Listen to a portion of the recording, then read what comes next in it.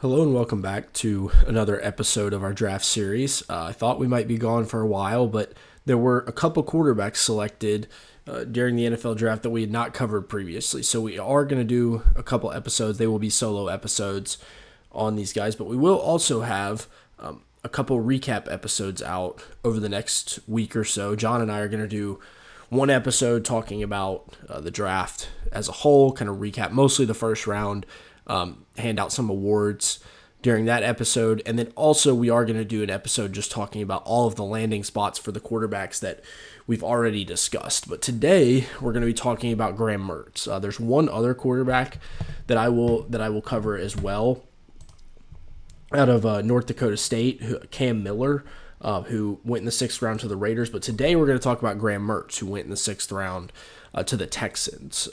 Mertz did not take as long for me to prepare on as some of the other guys, as you can see in the poster. Well, wrong side. You can see the poster behind me.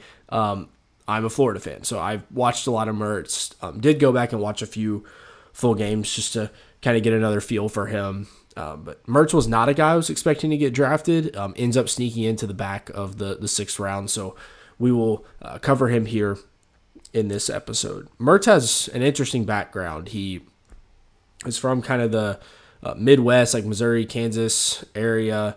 Was a 5-star coming out of high school. Had very high expectations as a guy that could come in and make an immediate impact. Ends up committing to Wisconsin and plays early there. And early on showed some big-time flashes. People got really excited. And from then on, it was pretty much all downhill from there. The physical tools never really showed up in the way that you hoped. He struggled in terms of his interceptions and he is the type of player, if he's throwing picks, he's not going to be very effective. The Wisconsin offense was probably not a great fit for him either, just with they are still a very old school team, or at least they were when Mertz was there. And so he really struggled there. Most people thought he was a bust and was just overall not a very good player. Then he transfers to Florida. And at the time that Florida took him out of the portal, they had evaluated a lot of other guys. They had I think, talked to Grayson McCall, who was at Coastal Carolina at that point. End up not, the grades wouldn't allow him to get into Florida. Florida pivots to Mertz.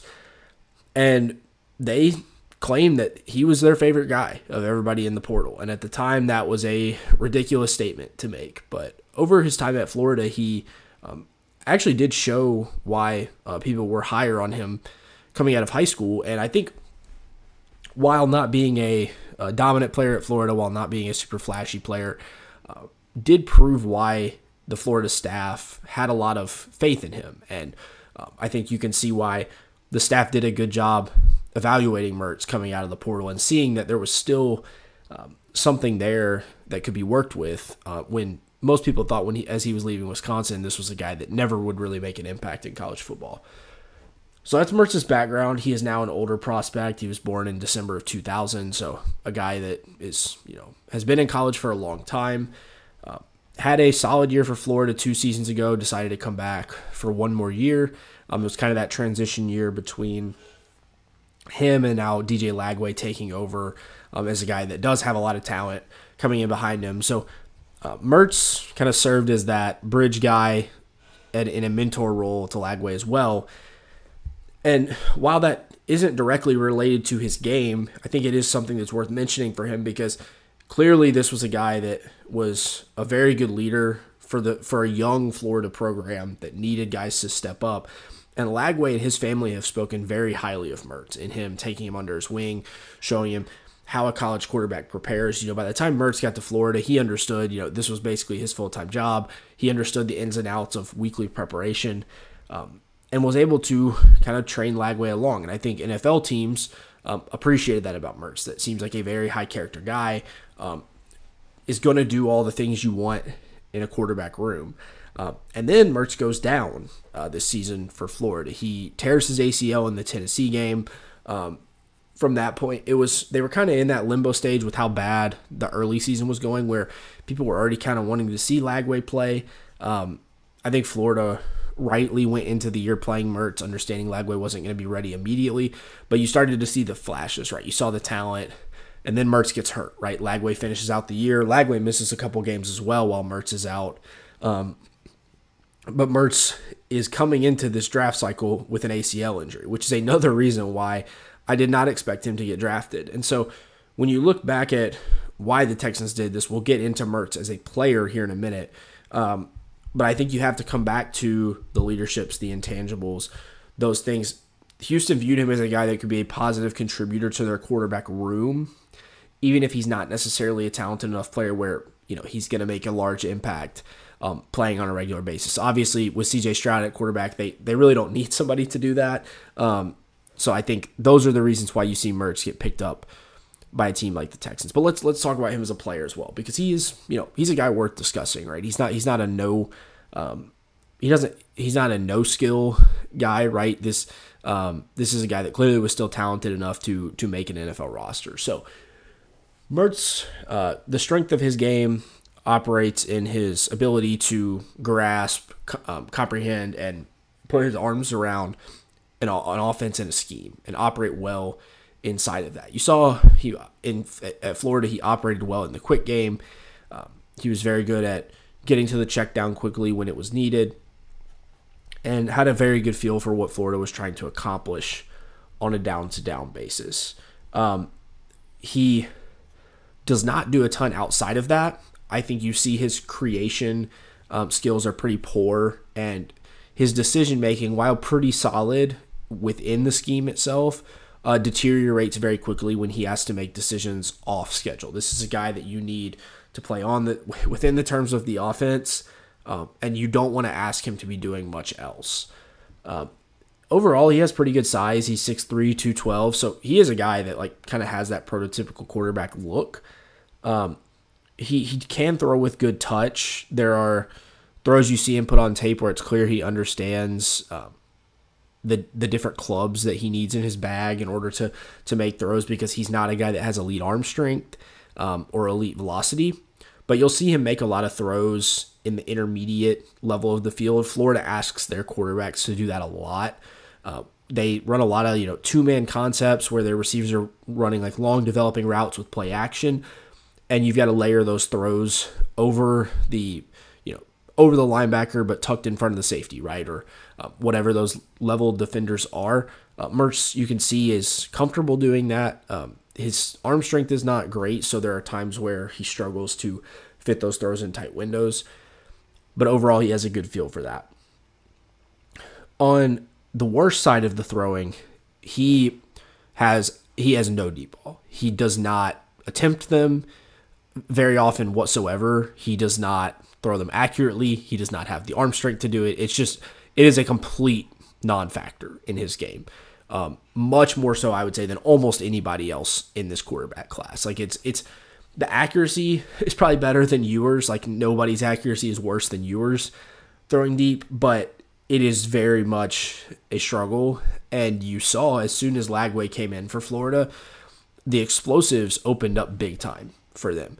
He may not have been as good down to down on some of the little things as Mertz was, but it immediately brought a different element into their offense once they had a guy that was creative throwing down the field and had the arm strength to make those plays. And so I think Lagway coming in and having a lot of success in that role proved what we already kind of thought to be true about Mertz, which is that is just not something he does very well. And Florida, like I said, likes to run a lot of these routes where receivers are getting depth. They're getting deep down the field.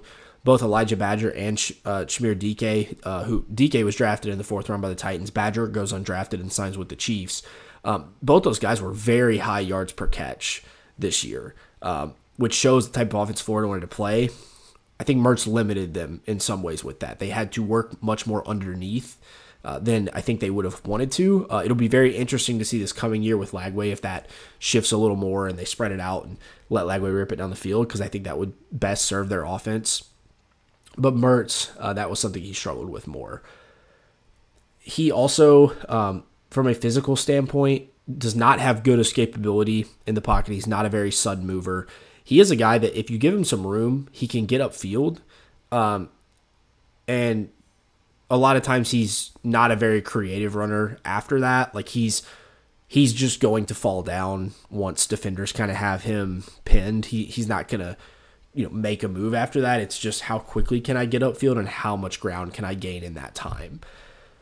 The biggest concern for me as a runner for him is he does eat a lot of hits, and this is something I think you could probably coach out of him, but at the college level, at times it was very exciting as a Florida fan to see him understand where the down marker is and lower his shoulder and go get the play, but then he also, breaks his collarbone on a play like that, right? There were clear costs he had to pay for a guy that played with that type of style, and especially in the NFL where he's not going to be a plus athlete. I think you're going to want him to limit that as much as possible. But he is a tough player, and you saw that in the way he hung in the pocket as well as the way that he ran the football. Overall, he's not a complete zero on the athleticism side. You see, when he bootlegs, he does still have the flexibility and movement skills to deliver throws on the run, but it's definitely more of a smooth type thing than it is like an explosive or super quick type player. In terms of the processing for Mertz, which I think is kind of the last thing to talk about before we get to the clips, I would say Mertz, like I said, does have a good feel for the offense. He understands what they're trying to do. As soon as the play breaks down, I think those things start to deteriorate very quickly, and you start to see a lot of errors and mistakes. And to me, I wish he was a better processor, because given the physical traits, that needs to be his superpower, and I would just say he's good at it rather than him being elite at it. So that's something that I do think he has the ability to continue to improve on that, but for him to become a viable NFL player, there's definitely still some room for growth on that piece before he is able to use that as a positive skill in the NFL. So let's get into the clips for Mertz. I pulled 3 clips from the Miami game, which overall was a struggle for Florida. Mertz, I don't think, had a great game in this game, but we can see a little bit of good and a little bit of bad here. The first play here for Mertz, Florida runs a little play action, and then they're going to fake the reverse. So it's a long developing play, right? Mertz here is kind of really just now getting his feet set in the back of his drop. He does a good job getting deep here, right? He's able to kind of see the whole field, and Florida blocks this up really well. Tyler Barron, edge, who was drafted this year, does get blocked up on the outside. Jake Slaughter, the center, who is, for a lot of people, the top interior lineman returning in college football this year for Florida, blocks this up well. Mertz has plenty of room to step up in the pocket. And these types of routes are very common in the Florida offense. You see what Arlis Boardingham does here, the tight end for Florida, is kind of bends this route up the field. And a lot of times Mertz makes these throws from a receiver running a bender from the other side of the field, but Florida creates a lot of these windows where, here Khalil Jackson's kind of running that clear out post, you sneak the tight end behind him. What you saw when Lagway took the field for Florida is these types of throws, he makes these plays, and he delivers very pretty throws that lead guys upfield with great arm strength. Mertz, at times, he just doesn't pull the trigger, and I do think Mertz has the ability to make these throws. Like we said, I do think he can throw on the move. But here, he just doesn't pull the trigger. And not only does he not pull the trigger there, but at this point, I would kind of also prefer to see him at least get down to the check down more quickly. If you decide you're going to eat this, look at the space. If you don't love this, Montrell Johnson's right in front of your face, man, and there is nobody up the left sideline. If you pin this on his right shoulder at this point, he's got a lot of room to run. Malgoa, the linebacker for Miami, is trailing on this play. They kind of have some miscommunication underneath. There's another chance for a big play. Johnson wants the ball. You see Mertz, he does still get upfield. He does a good job of picking up some yards here. But for a guy that is supposed to be a very good processor, I do think you see him leave a lot of yards on the table. And that was demonstrated by the fact that when Lagway showed up, you started to see a lot of those big plays happen. Okay, this is the end zone view for this play. Kind of just get another chance to see here. So, long developing play, right? Mertz does have to make a decision pretty quick here, but overall you see plenty of room for Johnson here. decides to just eat it and get upfield. Overall, at least he commits to it and picks up some positive yards. Okay, another play here where you would just like to see Mertz be a little bit more aggressive as a thrower. So Florida's going to run a little wheel route here from the slot to after they clear out some space with Jackson. They fake it to Wilson here, which pulls this corner down. Jackson does a good job of eating this contact. And now at this point, to me, the ball needs to be out, right? The safety is eating this contact. If he gets this ball up the sideline, there's plenty of time here. You'll see, the corner does not carry him whatsoever. There's plenty of room here. Mertz is already off it at this point. He's scrambling. Again, picks up 10 yards. Like, I can't fault a guy too much for identifying that whole entire side of the field is now cleared out, and because Johnson has pulled these defenders, like you've got some room to run. But this could be a huge play for Florida if he makes this throw on time. You would just like to see a more aggressive play style from Mertz. All right, last clip here does demonstrate some of his positive traits. I think some of the things he does very well is play patient, and he moves pretty well in the pocket as a thrower. In this case, Miami does get some pressure where it forces him off his spot. He gives some ground, is able to set his feet, and still is able to read this out. He still understands the window that he has over the middle of the field, sets his feet, makes a good throw, keeps it low so his guy can just fall down and make that catch. Overall, this is a really good rep from Mertz where things are not easy on this play. He can't just stand in the pocket and make a throw on time. He gets pushed to his left a little bit, is able to shuffle over and make the throw. So those are the types of plays with Mertz that you do like. He's resilient in the pocket. He's not going to give up on plays immediately. But to me, the biggest question with him is, can he improve the processing enough where that's actually a superpower for him? Because right now, it's just not. There's too many times on tape you see it fail. Okay, well, we'll do best case, worst case, finish with the grade. Comps here are not the most important. For best case, I had Brian Hoyer. Brian Hoyer was able to stick around in the league for a long time, mostly because of the reasons other than his play. Not that he was a terrible player. He actually had a season where he put up some numbers for the Browns, but he was a guy that teams liked having in their quarterback room. If Mertz sticks around in the NFL, I think that's why. He does have the size and the throwing ability where you're not going to feel terrible if you have to throw him out there. But there are definitely plenty of other guys that I think are more talented that would be better off than him. But the intangibles are real with him. And it seems like teams have identified that as well, because obviously the Texans took him in the 6th round over a guy like Quinn Ewers, who a lot of people would say is much more talented than Mertz.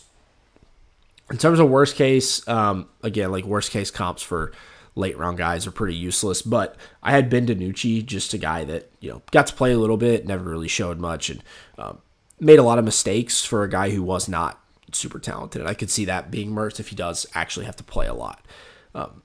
So in terms of a grade, I also have him as an undrafted free agent, so he's the second guy that I would not have taken in this year's draft. I think I completely understand why the Texans, with a young quarterback, thought it made sense to get a guy that they view as just like a solid backup caliber guy. I just think there's like basically no upside here. You're just basically drafting like a coach almost, which is fine if that's what you want your backup quarterback to be. But at some point, if he's got to play extended time, like you still want a guy that can play, right? And I'm not sure Mertz is going to be able to do that for them. So it'll be interesting to see what happens with him. He's still coming off an ACL, like I said earlier, so he's probably not going to play super early. We'll see if he's able to like be a full go come training camp or not for the Texans. But obviously, as a Florida fan, very happy to see Mertz get selected after going through a lot of adversity at Florida, and he was a very well liked player at Florida. So we'll continue to root for him as he's in the NFL. So that'll do it for the Mertz episode. I will have one more quarterback episode on Cam Miller, who was selected by the Raiders. The Raiders actually picked 2 quarterbacks within 3 picks in the 6th round, but one of them is more of an athlete guy who's probably going to be a kick returner receiver, so not really going to cover him on a breakdown itself, but Cam Miller will be the last guy that we cover. So thanks for watching, and we'll catch you soon.